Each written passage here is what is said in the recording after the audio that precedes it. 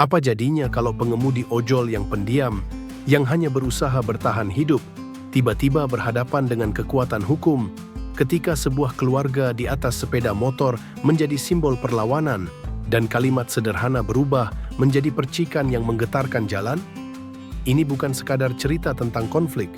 Ini tentang martabat, bertahan hidup, dan hari ketika suara seorang pria menembus sirene kesunyian. Tetaplah bersama kami karena apa yang terjadi selanjutnya mungkin akan mengubah cara pandang Anda terhadap jaket hijau di jalan.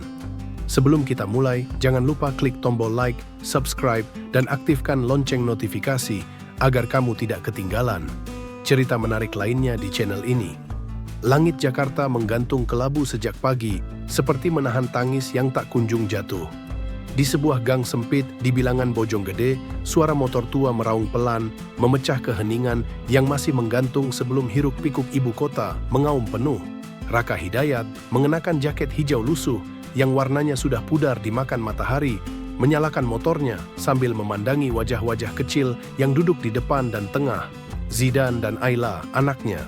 Di belakang Maya, istrinya, menggendong tas berisi air minum, nasi bungkus, dan selembar karton bertuliskan, "Kami tidak minta kaya, cuma minta adil." "Rak, kamu yakin bawa kami ke sana? Ini bukan jalan-jalan loh," tanya Maya pelan. Nada suaranya antara ragu dan pasrah. Raka menoleh, senyum tipis di wajahnya. "Justru karena kalian, aku harus ke sana. Aku nggak bisa terima kalau anak-anak kita tumbuh dalam sistem yang cuma nyuruh bapaknya kerja banting tulang, tapi dihargai kayak robot." Dia memutar gas pelan, motor Yamaha Vega merah itu melaju keluar gang, melewati jalan rusak dan lubang-lubang yang dibiarkan terbuka oleh pemerintah setempat.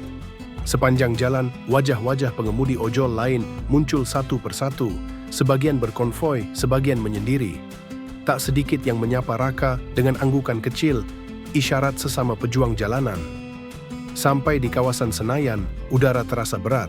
Puluhan polisi berdiri membentuk pagar betis, membelakangi gerbang besar gedung DPR. Raka memarkirkan motornya tak jauh dari situ, di bawah pohon trembesi tua yang daunnya gugur pelan. "Ayah, itu gedung tempat orang-orang penting kerja ya?" tanya Zidan polos. Raka mengangguk menatap bangunan megah itu. "Iya, nak. Tempat mereka ngatur hidup kita dari balik kaca tebal." Tak lama, seorang perempuan muda berkamera DSLR menghampiri mereka. Namanya Yola, jurnalis media independen. Ia tertarik melihat Raka membawa serta keluarganya. "Maaf Pak, Bapak ikut aksi ojol ya? Boleh saya wawancara sedikit?" tanyanya sopan. "Iya Mbak, silakan," jawab Raka, mengangguk ramah. Namun sebelum satu pertanyaan pun keluar dari mulut Yola, seorang pria berpakaian dinas mendekat cepat. Badannya tegap, wajahnya keras. Di seragamnya tersemat nama, Kompol Agra W. Kamu ngapain bawa anak istri ke sini? Ini tempat bahaya." "Bubar," bentaknya menatap tajam Raka. Raka berdiri perlahan, melindungi keluarganya dengan tubuhnya. "Kami cuma mau menyuarakan hak kami, Pak. Nggak niat bikin rusuh." "Udah saya bilang bubar ya bubar. Mau ditindak?" Nada suara Agra naik. Yola mencoba menengahi. "Maaf, Pak. Saya wartawan. Ini warga sipil, bukan provokator." Namun Agra mengangkat tangan, memotong.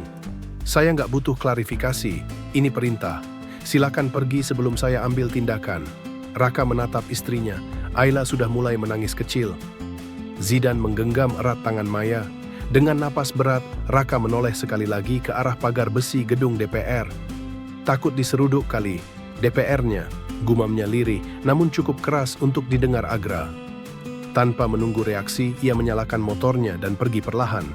Suara knalpotnya lebih nyaring dari biasanya, seperti mencoba menutupi suara hatinya yang retak. Di belakangnya, Yola merekam langkah-langkah kepergian mereka, dan wajah Kompol Agra yang mulai memerah. Motor tua itu belum lagi hilang dari pandangan, tapi denting kemarahan masih menggantung di udara. Kompol Agra menatap kepergian Raka dengan rahang mengeras, sementara Yola menurunkan kameranya perlahan. "Pak, tadi Bapak terlalu kasar," ucap Yola dengan berani. Dia hanya ingin bersuara, tidak mengganggu keamanan. Agra mendekat, menatap Yola seolah ingin menggertak. "Kamu wartawan atau aktivis? Jangan ikut campur, kami menjaga ketertiban. Kalau tertib itu berarti membungkam orang miskin, mungkin yang perlu dijaga bukan rakyatnya, tapi cara berpikir aparatnya," jawab Yola tajam. Agra menahan amarah, tapi sebelum ia sempat menanggapi, terdengar sorak-sorai dari arah massa pengemudi ojol yang mulai berkumpul. Spanduk-spanduk terbentang, tarif kami turun, beban hidup naik. Ojol bukan robot, lawan ketidakadilan aplikasi dan negara. Di tengah kerumunan, Raka muncul kembali. Kali ini tanpa keluarga. Ia menitipkan Maya dan anak-anaknya ke rumah seorang saudara di Bendungan Hilir. Topi hitam kini menutupi sebagian wajahnya. Wajah yang sama, tapi tekadnya lebih keras dari aspal. Gua nggak bisa pulang dengan kepala tertunduk, Tom, ucap Raka pada sahabatnya, Tomo, yang juga sudah bersiap dengan masker dan rompi oranye. Kita nggak sendirian, Kak, kata Tomo. Lihat tuh. Ratusan driver kini membentuk lautan jaket hijau, memenuhi sisi jalan. Beberapa di antara mereka mengenali Raka. Bro yang bawa keluarga tadi ya? Hormat bro. Sorakan mulai bergema. Raka, yang tadinya hanya ingin menyuarakan keresahan pribadi, kini berdiri di tengah simpul harapan kolektif. Kompol Agra menyadari kehadiran Raka. Ia melangkah maju, mikrofon pengendali massa di tangannya. Namun sebelum ia sempat berbicara, dari arah belakang muncul seorang perwira wanita berseragam, AKBP Santi Rukmana. Tubuhnya tidak besar, tapi caranya berjalan membawa wibawa yang tenang. Suaranya tak tinggi, tapi jelas dan mengandung rasa. Kompol Agra, ujarnya tenang. Saya ambil alih. Agra tampak tak senang, tapi ia mengangguk kaku. Santi melangkah ke depan massa. Ia berbicara bukan dari atas mobil, tapi dari tanah yang sama. Saya AKBP Santi. Saya tahu kalian bukan musuh. Hari ini saya di sini bukan untuk membubarkan, tapi memastikan suara kalian tidak dipadamkan. Kerumunan hening. Raka maju satu langkah, lalu dua. Bu, kalau boleh, saya mau bicara. Hanya sebentar. Santi mengangguk. Yola mengangkat kameranya. Suasana mendadak hening saat Raka berdiri di atas pagar trotoar kecil, tangannya sedikit gemetar, tapi suaranya bulat. Saya Raka, driver ojol, ayah dua anak, bukan tukang ribut, bukan pengacau, tapi saya capek. Capek kerja dari pagi ke malam, tapi setiap hari merasa lebih dekat ke jurang. Ia berhenti sejenak, menatap ke arah gedung DPR di belakang aparat. Saya cuma mau tanya, sampai kapan negara ini cuma tahu ngatur, tapi nggak mau dengar? Massa bersorak. Sorak bukan karena agitasi, tapi karena mereka melihat cermin dalam Raka. AKBP Santi menatap Raka lama, lalu memalingkan wajah ke arah Kompol Agra. Lain kali dengar dulu sebelum mengusir.